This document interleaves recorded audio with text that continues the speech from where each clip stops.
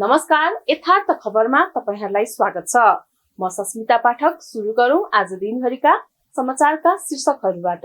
सर्लाहीमा दादुरा महामारी, एकबाटै 18 जनालाई सर्ने जोखिम। मतदाता आकर्षित गर्न सामाजिक सञ्जाल महत्त्वपूर्ण, शेखर कोइराला। अनावश्यक परीक्षण गर्न डाक्टरलाई दबाब नदिनुहोस्, स्वास्थ्य बीमा बोर्ड। काठमाडौँका कारागार निरीक्षणमा पुगे गृहमन्त्री, सुधारका लागि दिए निर्देशन। यातायात व्यवस्था कार्यालय चाभेलका प्रमुख सहित 27 जनाको मोबाइल अख्तियारको नियन्त्रणमा। प्रतिनिधि सभा विघटन सम्बन्धी मुद्दामा माघ 20 पछि मात्र सर्वोच्चमा सुनाई हुने। उज्यालो क्षेत्रमा मेरो काम नेपालको लागि सफल मोडेल हो, उल्मान घिसिङ। दल र उम्मेद्वारले बैंकिङ प्रणालीबाट कारोबार गर्नुपर्ने। पश्चिम नेपालमा पानी पार्न प्रणाली सक्रिय बन्दै राति गण्डकी प्रदेशसम्म वर्षा र हिमपात हुने। चुनाव र शान्ति सुरक्षामा असर पर्न अभिव्यक्ति नदिन मानव अधिकार आयोगको आग्रह। 6 महिनामा झण्डै 6 लाख युवा विदेशीय, ठगिने क्रम पनि बढ्दो।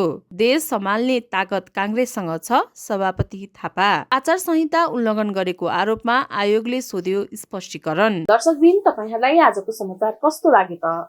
यस्तै ताजा समाचारका लागि हाम्रो च्यानललाई लाइक, फलो, कमेन्ट गर्नुहोला। धन्यवाद।